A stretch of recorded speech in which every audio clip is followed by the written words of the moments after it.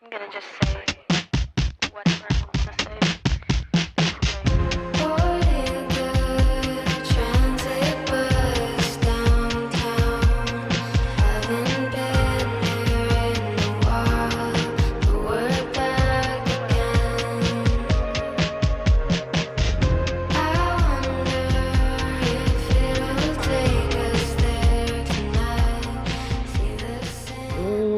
Everyone, welcome to another episode of If It Be Your Will podcast. We're out searching for musicians to share their story of happiness, joy, creating music.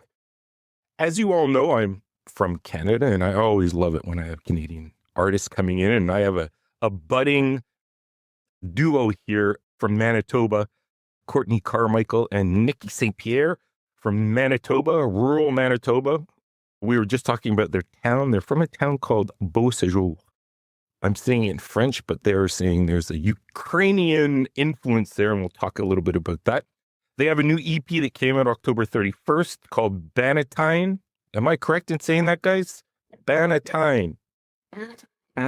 Oh, and this is just a little teaser to something that I think we'll hear more of as we have our conversation. So guys, thanks so much for taking some time to come and talk about what you guys have been doing music-wise. I was really impressed with this EP. I feel that you guys are hitting on, dream poppy, just this hazy kind of, I like the aesthetic that you guys use of kind of like an 80s Kodak Polaroid feel to it. And it really does. It feels authentic and genuine, and I want to know all about it. Before that, though, guys, and I didn't even mention your name yet. Sunday Club, all one word, guys. And they have it in lowercase, which I love. Canadiana music, so a Canadian group. How did you guys get together? Like, how did the moons and the suns rotation bring you to where you are now with this release of this new EP? Well, I was originally just helping her and her sister record some demos for like their folk thing that they were doing a few years ago. And while her sister eventually kind of lost interest in music, we just never stopped making it. Mm-hmm. Cool. Yeah, and then the pandemic hit, and the rest is history, kind of. Right. Yeah. And where did you guys originally meet? Like, you guys seem quite young, if you don't mind me saying. You guys are probably what, Gen Z-ish? Yeah. Gen Z. Z's, I guess, yeah. How did your reunion begin? Like, so you were kind of doing music first, Courtney, and then with your sister, and then when did you guys decide, okay, let's do this. Let's join together here and like focus on this band. Well, we met in university, and then that's kind of how I just kind of helped her do those demos. Mm-hmm. Yeah. We were kind of on separate paths entirely, and even like the way we made music at the time just on our own was completely different. But I think like maybe the missing piece was each other, just because what I seemed to lack he had, and what he seemed to lack I could provide. So cool. Kind of a symbiotic relationship like that. Totally. And if we roll back the clock a little bit further, like, where did you guys get this idea for the style of this band? I mean, it's quite unique for a rural Manitoba duo. Where did the genre kind of percolate from? Were you guys interested in similar music, or you kind of had these inventory of songs? Can you kind of paint us this picture of how all this style and coming together to create this kind of music, this dreamy music, came about? Well, we were both into very different kinds of music before getting into indie together. Mm-hmm. So our journey of exploring indie music really happened together, which is really great. It helped our influences kind of grow and prosper on the same path. First time I actually was exposed to indie, I accidentally went to a Tokyo Police Club show. Oh. I bought a ticket, and I thought I was going to Tokyo Hotel. So like a German emo band. Very different, yeah. And I ended up at a Tokyo Police Club show, and I went, "What is this music?" Yeah. What was it about it that struck you? That was like, wow. Like, I mean, you must have been surprised because you were expecting something else. what was it that kind of like grabbed you? Like, wow, this is cool. I think it was like the lightness of it all. Hmm. Things weren't so heavy and intense. They're intense in a different way. Right. You know, a lot of enjoyable, like, you know, riffs and everyone's just smiling and having a good time. I think what really drew me to indie music was just the fact that I hadn't really heard a lot of it growing up. Like, I listened to very mainstream music, you know, pop, country. It's kind of what you hear, especially in a rural setting. So to like be coming into early adulthood and then kind of start exploring a genre that you never really had prior experience listening to was really, I think, like a key element to the forming of Sunday Club. Yeah. Right. Right. And Courtney, were you writing? I mean, you were playing with your sister, so obviously you were writing music.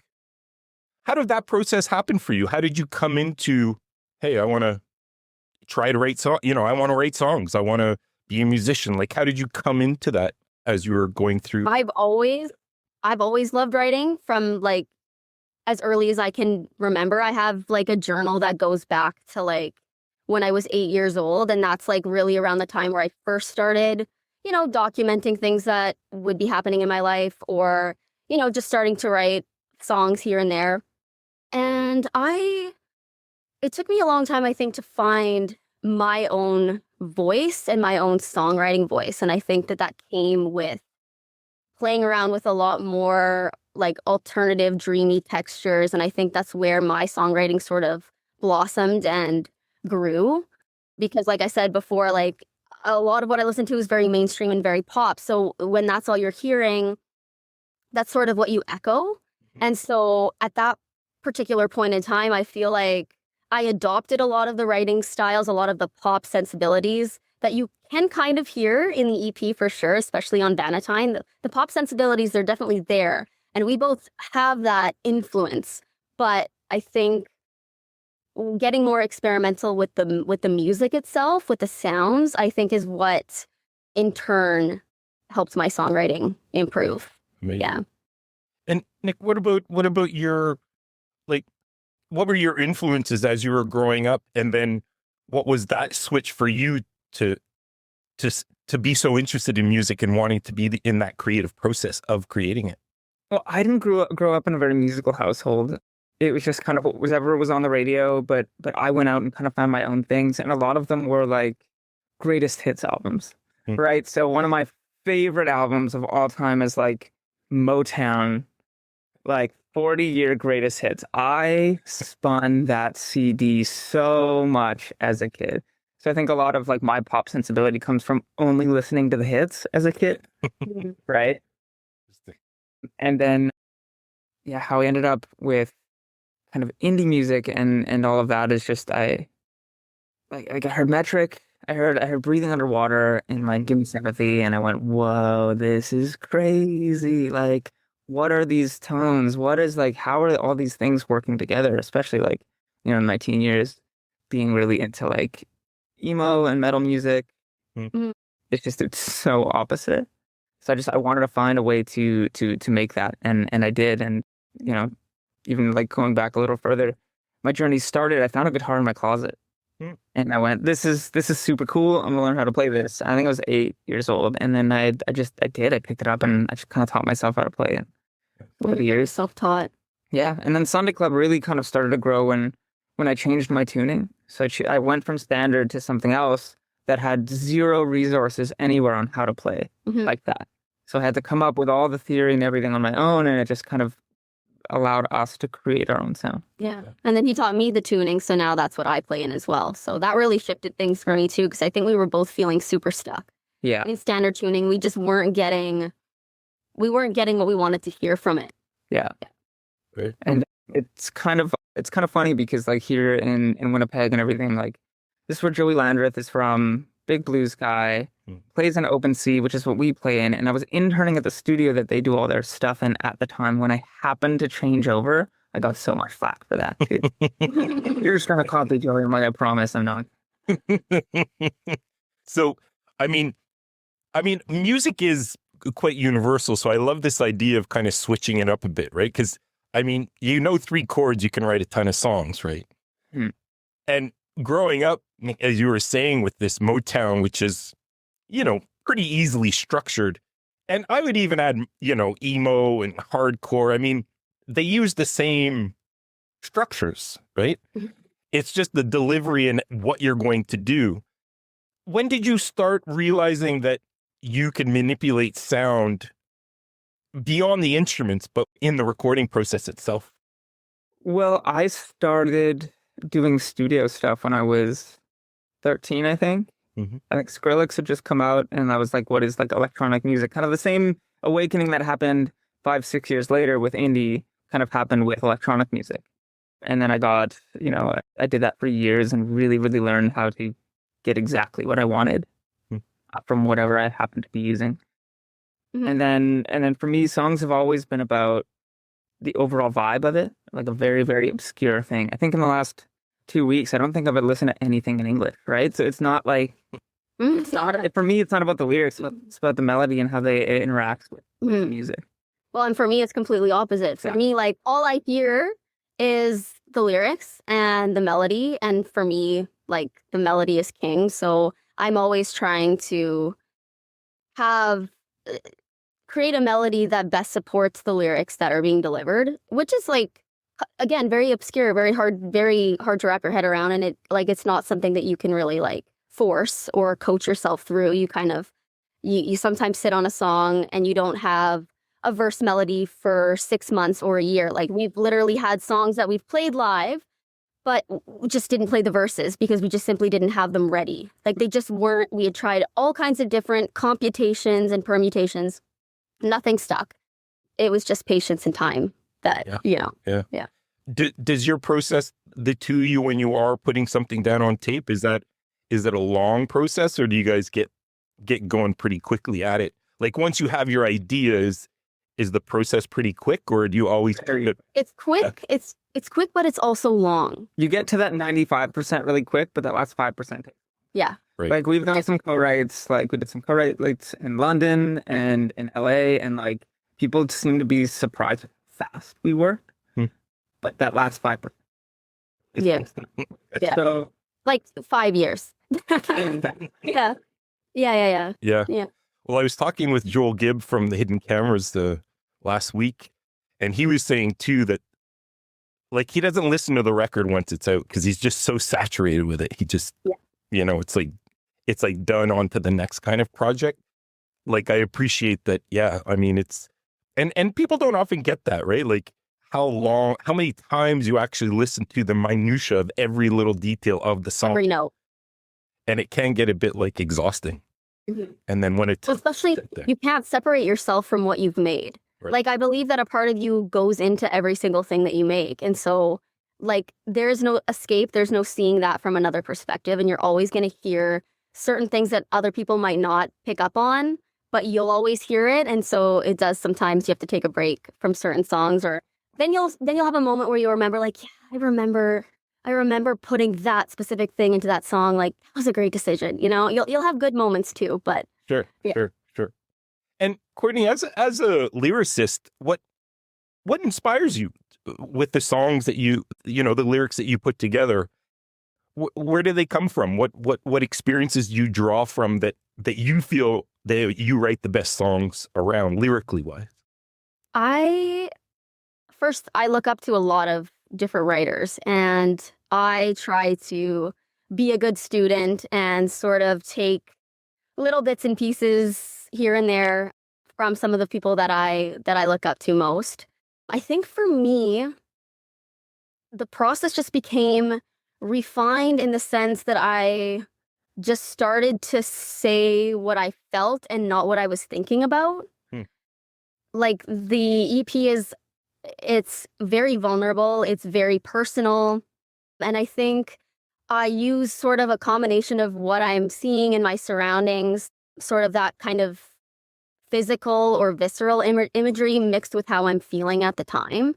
So Bannatyne's a little bit more upbeat. There is like a thread of sadness in there, kind of like a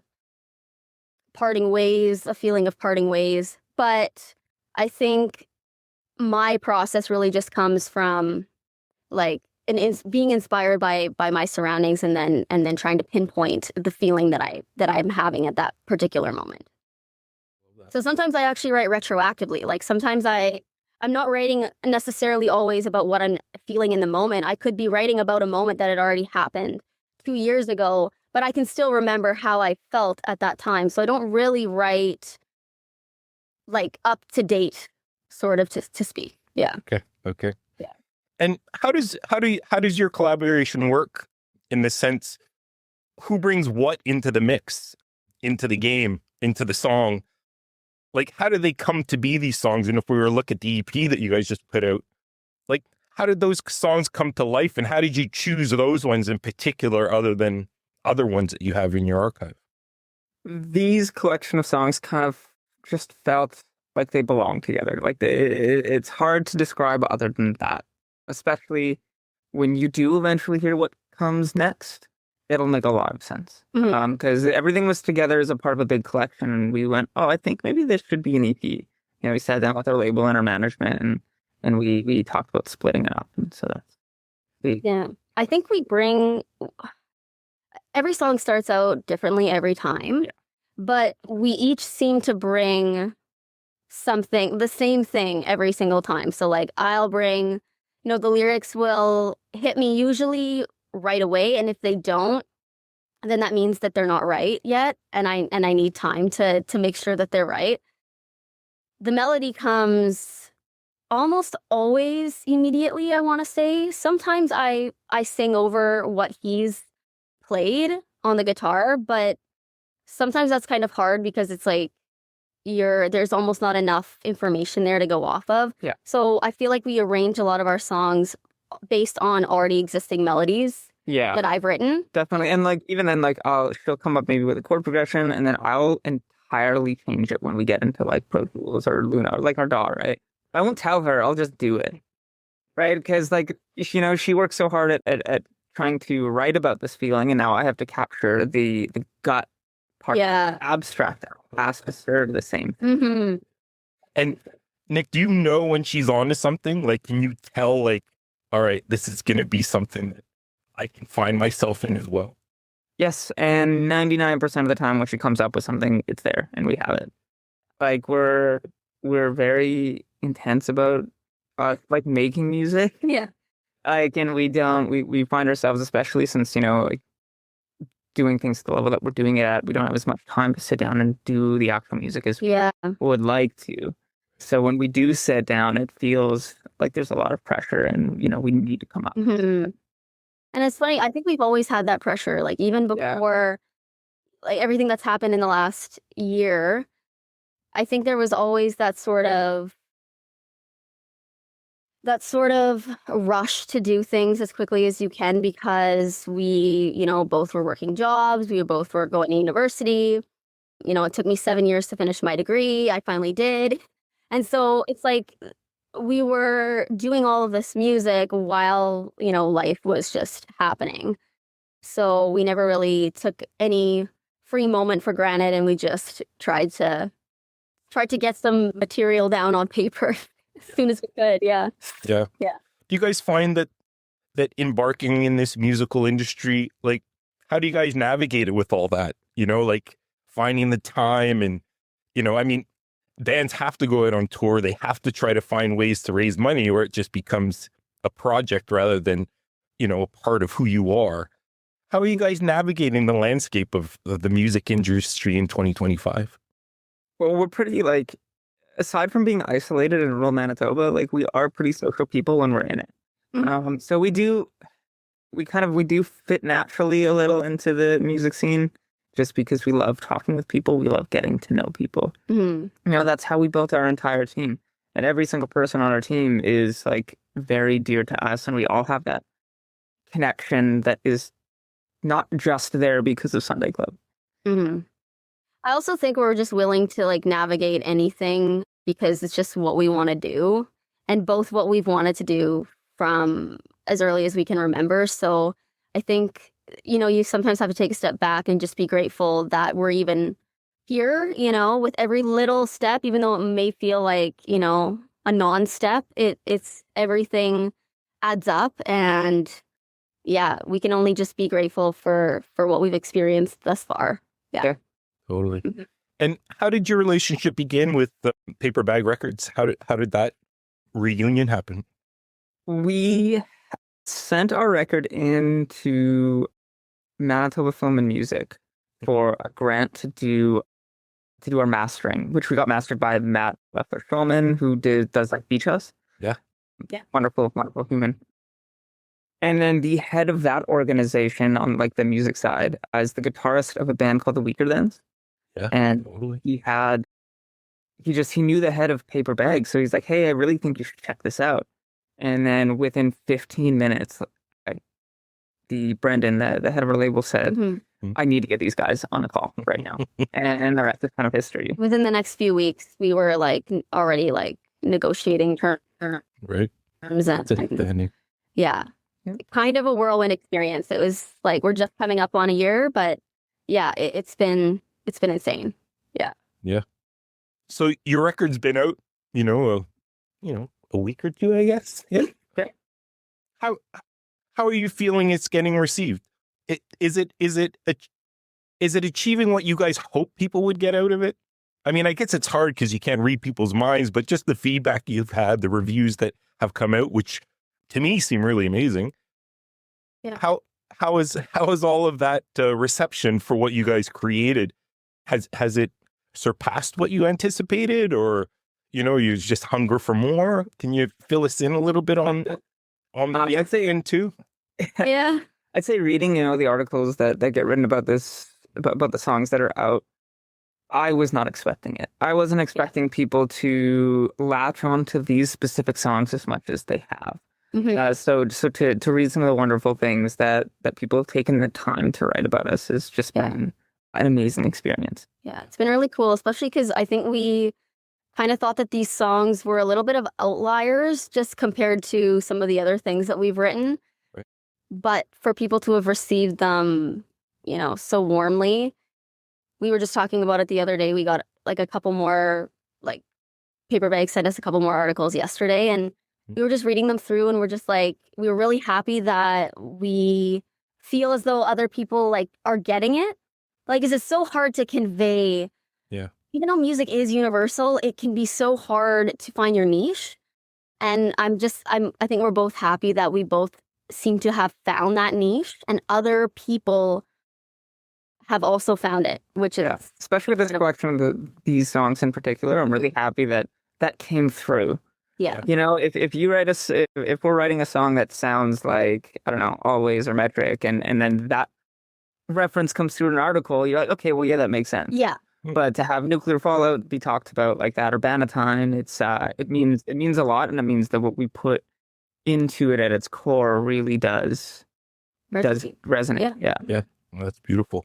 Yeah, I mean, some of the, like, one of the comments that I read, well, actually, Julie sent me, your PR person, about how this is the EP to listen to this year. I mean, it's just, and Nick, you said something before too, I just wanted to come back to. I mean, it's a 4-song EP, but like you said, it feeds itself so well to the next song. Like, I think your arrangement of how you put the 4 together, like, it's a full listen, right? It's not like I don't think they're singles. I think it's its own thing, which I really, really appreciate. And that takes time and effort and tons of thought to figure out, just even sequencing, and how is this going to bleed into the next and the next, and are we building or bringing down? Like, I just love the way it makes me feel that your latest EP. So I want to thank you guys for putting that out. I really appreciate that, because I think if we were on any other label, they would have been like, no, we're pushing singles. When we were like, no. Yeah. No, I think they need one another, and I love that you had said too that these 4 just felt right together, and I totally feel that. I feel what you're saying, so I love that. So, guys, kind of to bring us to a close here, again, thanks for your time. This has been really cool. I think you guys are cool cats there, and I love what you guys are doing. I think that your honesty and, openness to building relationships and being out there and learning and hustling, is very commendable. So congratulations on that. what can we anticipate for the rest of this year, 2025 into 2026, that you can share with us? Well, we do have cover actually coming out in November. We did a cover of Last Christmas. Ah. And so we originally did it last year just for fun, like really low pressure. We'll put it out for our friends, and then label wanted us to put it out this year. So we kind of redid it from the top down. Yep. That'll be coming out in a couple of weeks. Yeah. 2 weeks. Yeah. Okay. And I think then we're gonna start doing singles for something that's to come. Cool. And are you going to hit the road at all to play these songs for your people? And Yeah. Next Saturday, we are leaving on tour, actually. Just a small Canadian tour. Yeah. Nice. Small route. We got a couple showcases lined up in Montreal and in Ottawa, and it'll be good. Yeah, I think you're playing twice in Montreal, which I'm surely going to be at one of those shows, that's for sure. So I look forward to meeting you guys in person, actually. Yeah, absolutely. Yeah, cool. Well, I wish you all the best, guys. As 2026 comes into light, I'd love to have you back on if we can keep this conversation going. You're on my radar now, so I'm happy for that. And I just wish you all the best. Keep doing what you're doing, because so far this little taster has been amazing. So congrats.